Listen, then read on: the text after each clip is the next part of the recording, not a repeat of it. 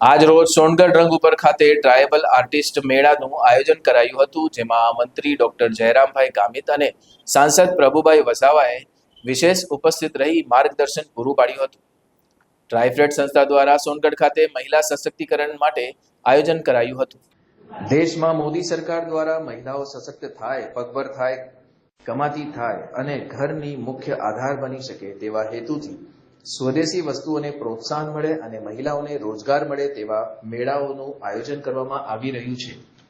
Local for વોકલની theme પર મહિલા મંડળની સક્રિય કરવામાં આવી રહી છે. જે તે વિસ્તાર અને પ્રદેશમાં ત્યાંની સ્થાનિક કલાગીરી અને સંસ્કૃતિ ઉજાગર કરતી બનાવટોને પ્રોત્સાહન આપી એમની માટે સ્વદેશી મેળાનું આયોજન કરવામાં આવી રહ્યું છે.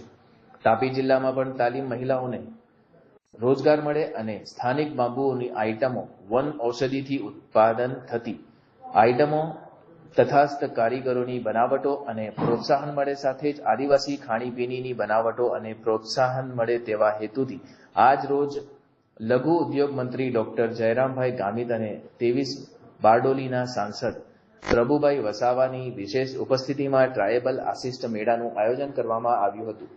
તાપી જિલ્લાની આ વસ્તુઓ રાજ્ય કક્ષાએ, રાષ્ટ્ર કક્ષાએ અને આંતરરાષ્ટ્રીય કક્ષાએ પણ વેચી શકાય તે માટે કેન્દ્ર અને રાજ્ય સરકારના સહયોગથી ટ્રાઇફેડ સંસ્થા દ્વારા સોનગઢ તરંગ ઉપવન ખાતે આયોજન કરવામાં આવ્યું હતું, જ્યાં મંત્રી શ્રી, સાંસદ શ્રી અને વન વિભાગ તરફથી ડીએફઓ તાપી અને અન્ય આગેવાનોએ ઉપસ્થિત મહિલાઓને માર્ગદર્શન પૂરું પાડ્યું હતું.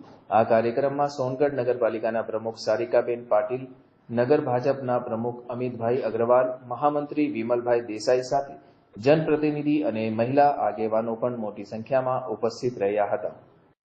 ચેતન ચૌધરી, તાપી. આજે તાપી જિલ્લાના સોનગઢ ખાતે જન ભાગીદારી અભિયાન અંતર્ગત ટ્રાઇબલ આર્ટિસન મેળાનું આયોજન કરવામાં આવ્યું અને આ જે મેળો કરવામાં આવ્યો એમાં કેન્દ્ર સરકારના ટ્રાઇબલ વિભાગના કે અધિકારીઓ જે પણ ઉપસ્થિત રહ્યા, ખાસ કરીને અમારા આ વિસ્તારના લોકલાડીના સાંસદ પ્રભુભાઈ વસાવા જે પણ ઉપસ્થિત રહ્યા અને આ જે મેળામાં જે તાપી જિલ્લામાં જે ખેતી આધારિત જે વસ્તુઓ બને છે અને બીજી જે જંગલ આધારિત પણ કેટલીક વસ્તુઓ બને છે એનું અહીંયા સ્ટોલ પણ લગાવવામાં આવ્યા છે અને આગામી દિવસોમાં તાપી જિલ્લામાં આ જે વસ્તુઓ છે એ બનાવવાથી એનું વેચાણ પણ થશે અને લોકોને રોજગારી પણ મળશે. અને ખાસ કરીને રાજ્ય સરકાર અને કેન્દ્ર સરકારની જે રીતે ટ્રાઇબલ વિભાગમાં લોકોને રોજગારી મળે એના માટેની યોજનાઓ છે આગામી દિવસોમાં ખૂબ ઉપયોગી બની રહેશે. તાપી જિલ્લાની જે અમારી ચીજ વસ્તુઓ છે તે આગામી દિવસોમાં સમગ્ર ભારત એનું વિદેશમાં પણ એની ડિમાન્ડ થાય એના માટે અમારા જે અધિકારીઓ ને એમાં ખાસ કરીને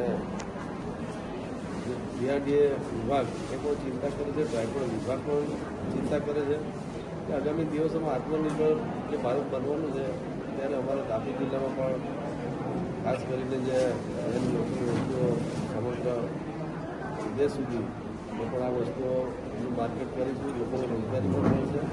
તો જે રીતે 2047માં વિકસિત ભારત થવાનું છે ત્યારે આજે લોકલ પર લોકલ વસ્તુઓની જે બનાવટ છે આપણા લોકોને એનાથી રોજગારી મળશે, આપણા લોકો ઉપયોગ પણ કરશે.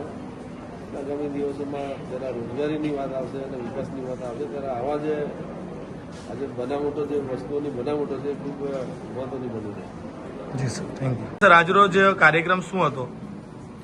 ભારત સરકારના ટ્રાઇફેડ વિભાગ દ્વારા ગુજરાતના તાપી જિલ્લામાં આજે ટ્રાઇબલ આર્ટિઝન મેળાનું આયોજન કરવામાં આવ્યું.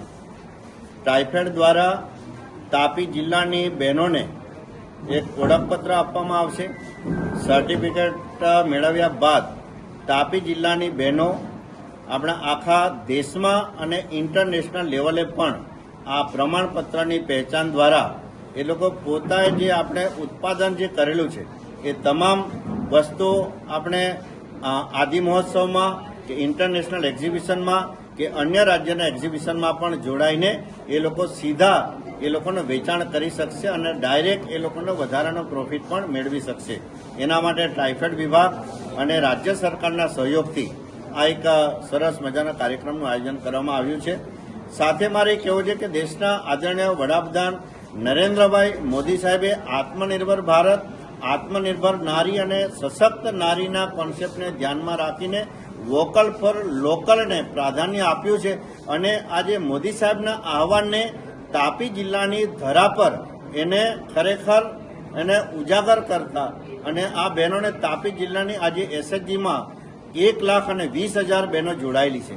ત્યારે આ તમામ બહેનો નવી ટેકનોલોજી સાથે જે તે સંબંધિત વિભાગના માર્ગદર્શન સાથે મેળવીને અને ખૂબ સારું ઉત્પાદન પ્રાકૃતિક, ઓર્ગેનિક અને માનવ જીવનને હાનિ ન પહોંચાડે એવા પ્રકારનું પ્રોડક્ટ મિલેટ્સને પણ સાથે રાખીને અને તમામ પ્રકારની વસ્તુઓનું ઉત્પાદન કરશે. અને આ વસ્તુઓને વેચાણ કરવા માટે એક ખૂબ સારો સાનુકૂળતા રાજ્ય સરકાર અને ભારત સરકાર કરશે. અને આજના કાર્યક્રમમાં તમામ વિભાગના અધિકારીઓ ઉપસ્થિત રહ્યા અને ખાસ કરીને આ રાજ્ય સરકારના વિશેષ જવાબદારી સંભાળતા ઉદ્યોગ વિભાગના પણ મંત્રી એવા જયરામભાઈ ગામિત પણ વિશેષ ઉપસ્થિત રહીને માર્ગદર્શન આપ્યું છે. અને આજનો આ તાપી જિલ્લામાં ટ્રાઇબલ આર્ટિઝન મેળો છે એ ખરેખર બહેનો માટે આશીર્વાદરૂપ બની રહેશે. સૌનો આભાર. જય જોહાર. ભારત માતા કી જય.